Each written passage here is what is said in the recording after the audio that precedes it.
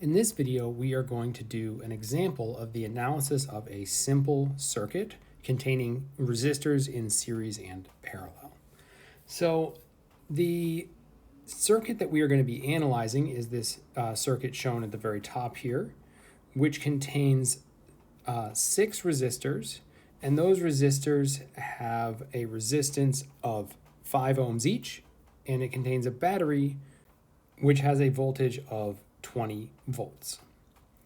So the first thing that I do when I look at a circuit like this is I find these diagonal wires to be somewhat confusing. So I redraw the circuit with only vertical and horizontal wires. You don't have to do this, but I find it helpful for myself. So I've labeled each of the resistors 1, 2, 3, 4, 5, 6. They all have the same resistance of 5 ohms, but just so we can match them picture to picture. So at the bottom of the screen here, I have drawn the exact same circuit, just with only lines parallel. Because this is a diagram, the direction that the lines go in terms of whether they're diagonal or horizontal doesn't really matter. It's just the relative series parallel nature of the lines that matters.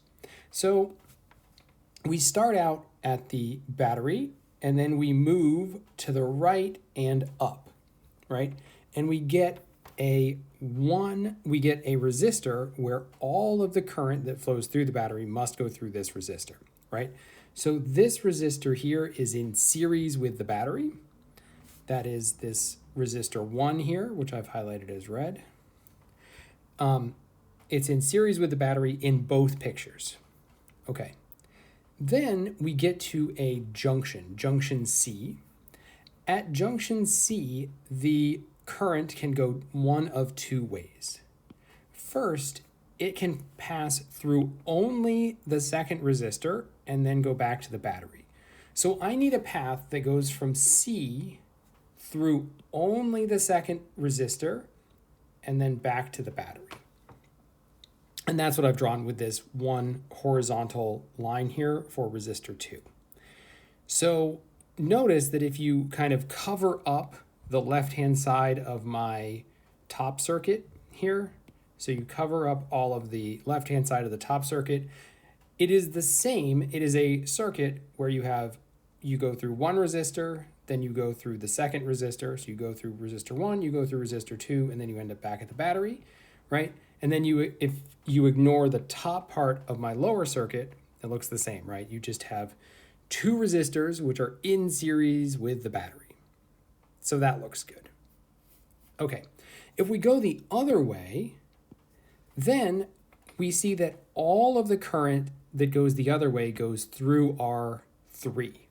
So my third resistor, everything that doesn't go through R2 must go through R3. Right? And then my point here, I'll make it black. My point here is point B on the upper drawing, which I can highlight here. So then I get to a junction where either all of my current can go through R4, like this, or it can go around through R5 and R6, like this.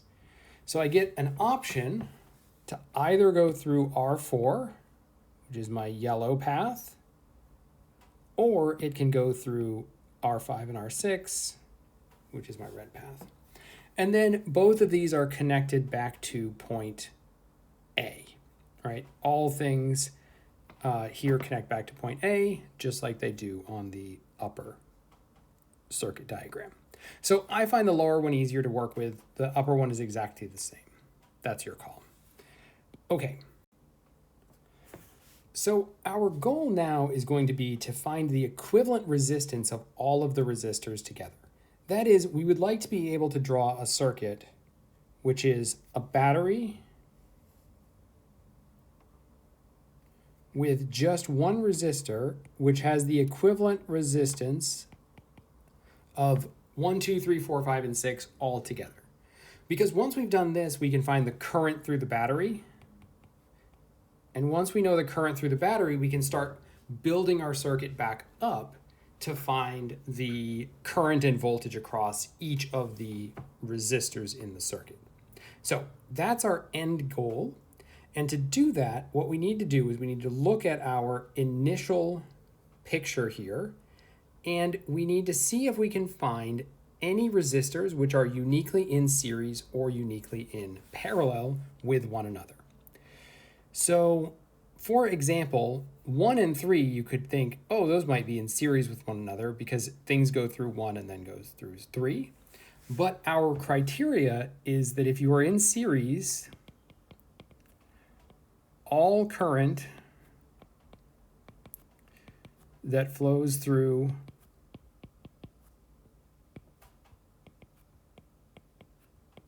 one of the resistors must flow through both.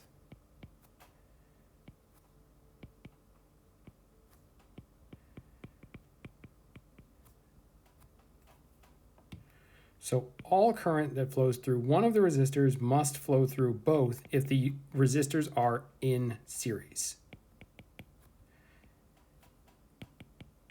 And we can see that that is not the case for 1 and 3. All of the current that flows through 1 does not flow through 3 because some of the current gets redirected into resistor 2. So 1 and 3, for example, are not in series. They're also not in parallel. So our requirement for parallel is that the two resistors have the same voltage.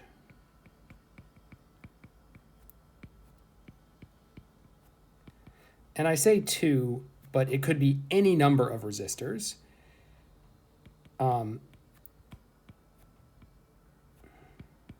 It could be 2 resistors, it could be 5 resistors, however many. So our two options are that they are in series if all of the current that flows through one flows through the other, and it must be true for both. So all of the current that flows through 1 does not flow through 3. Even though all of the current that flows through 3 has already traveled through 1, they have to both be equal. They have to have exactly the same current in both resistors. All right? And in parallel, they have to share the same voltage. Now, the only things in this circuit right now that are uniquely in series or parallel with each other are resistors 5 and 6 here. Those resistors are in series because any current that flows through 5 must also flow through 6. So we can write R5, 6 using our series addition formula is just R5 plus R6. And since they both have a resistance of 5 ohms, this is just 10 ohms. So now what we can do is that we can redraw our circuit where we replace 5 and 6 with 5, 6.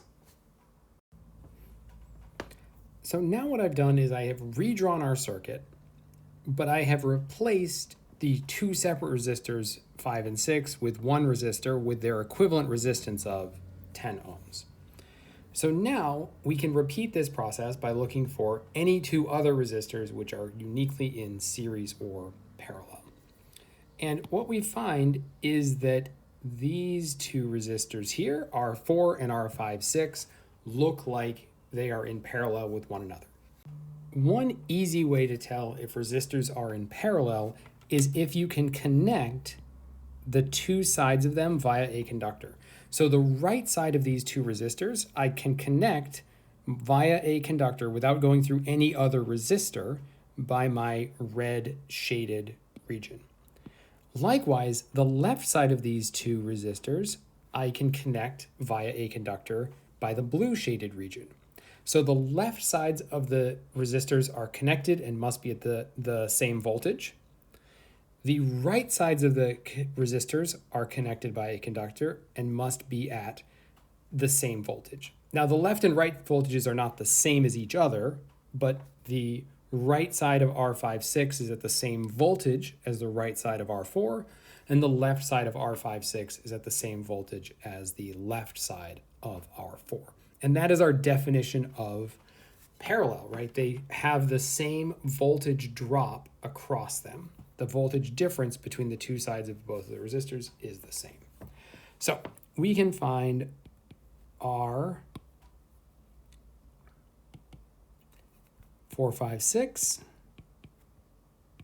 the combination of these three by using our resistors in parallel equation, where the resistors add as 1 over their resistances. So 1 over R4, 5, 6 equals 1 over 10 ohms plus 1 over 5 ohms is going to be 1 over 10 ohms plus 2 over 10 ohms is going to be 3 over 10 ohms. So R456 is going to be 10 over 3 ohms, which is 3.33 ohms. Notice that this value is lower than any of the resistors of the individual resistors in parallel, right? So 3.33 is lower than 5 ohms and it's lower than 10 ohms. You will always find a value for the resistance that is lower than any of the resistors that are in your parallel circuit. Okay, so now what we're going to do is we are going to replace R456 with, or R56 and R4 with R456, an equivalent resistance there, and we're going to redraw our circuit. Now we can write our circuit with R456 inserted in place of the individual resistors 4, 5, and 6.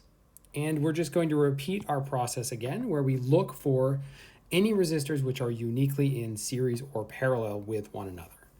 And here we can see that these two resistors are in series because any current that goes through R3 must also go through 4, 5, 6. So we can find R3, 4, 5, 6 by simply stating that is R3 plus R4, 5, 6. Since R4, 5, 6 is 3.33 and R3 is 5 ohms, we get 8.33 ohms for the equivalent resistance of R3, 4, 5, 6.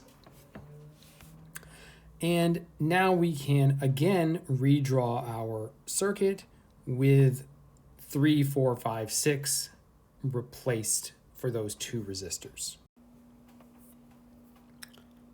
Now we have our circuit with our 3, 4, 5, 6 in place of all of the combination of 3, 4, 5, and 6. And we can see that that is now in parallel with R2. And so we can find the resistance of R2, 3, 4, 5, 6. And we use our inverse relation here. So we can say that that is 1 over R2 plus 1 over R2, 3, 4, 5, 6, 1 over 5 ohms plus 1 over 8.33 ohms. And I don't have a quick way of doing this one in my head, so I'm going to have to actually use a calculator to do it. So these two added together equals 0.32. And the units of that is inverse ohms because ohms is in the denominator. So I put a little -1 on the ohms there to indicate that it's in the denominator. R 2, 3, 4, 5, 6 then equals 1 over 0.32 because I need to get it into the, or I need to get R 1, 2, 3, 4, 5, or 2, 3, 4, 5, 6 into the numerator, and that equals 3.12 ohms. And so now we can finally write our circuit in terms of just R1 and R2, 3, 4, 5, 6. And now we can combine the final two resistors, which are in series with one another. So our total resistance, equivalent resistance of all of our resistors together is just going to be R1 plus R2, 3, 4, 5, 6, which is going to be 5 ohms plus 3.12 ohms, should be plus, which is going to be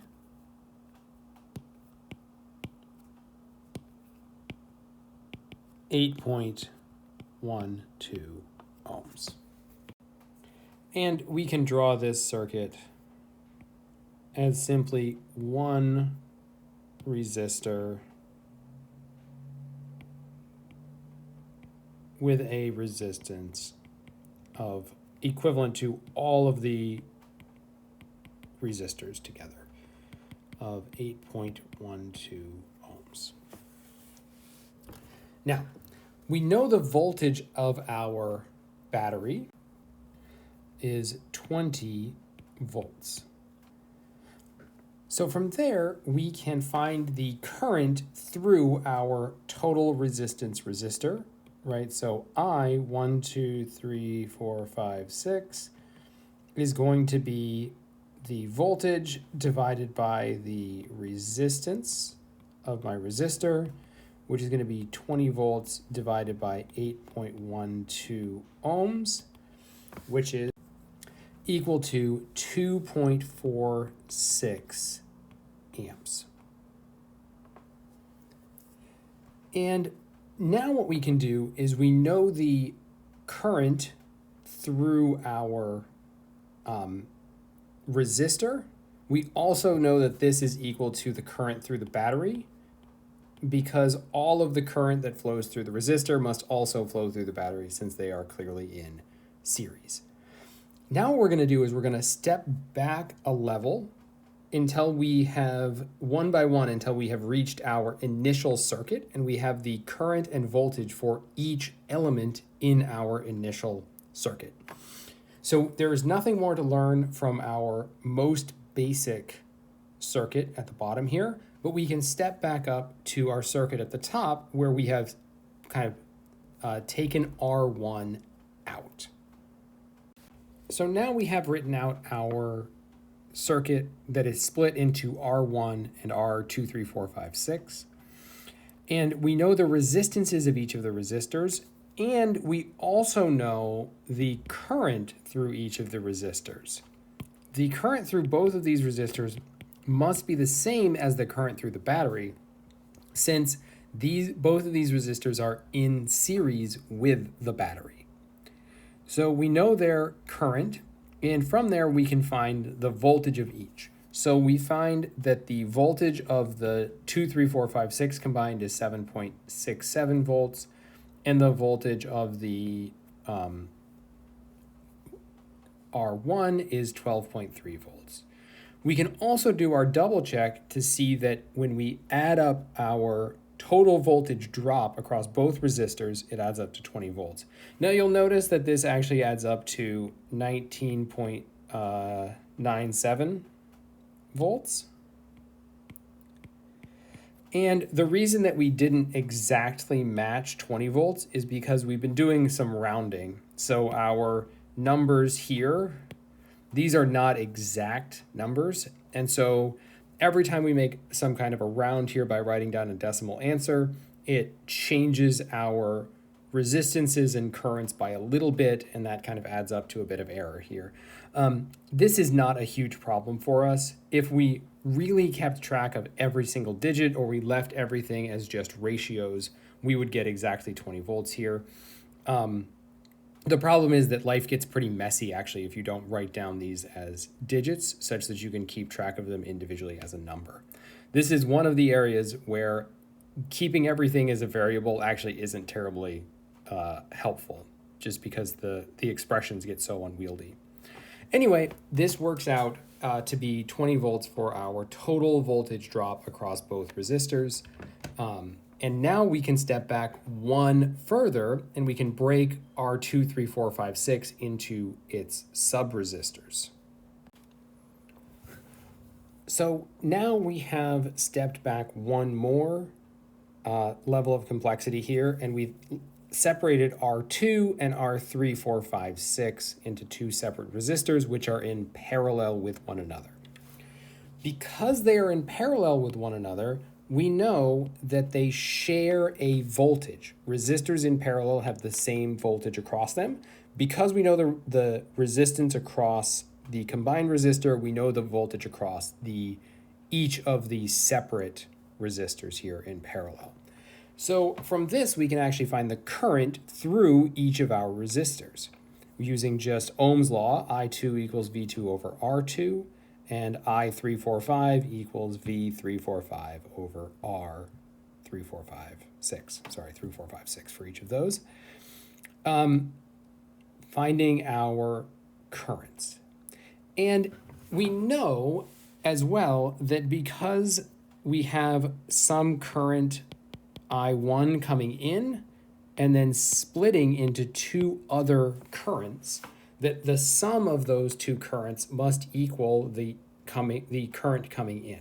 So when we add these two together, we get 2.45 amps. Now, if you remember from our previously, we found that the current I1 was 2.46 amps.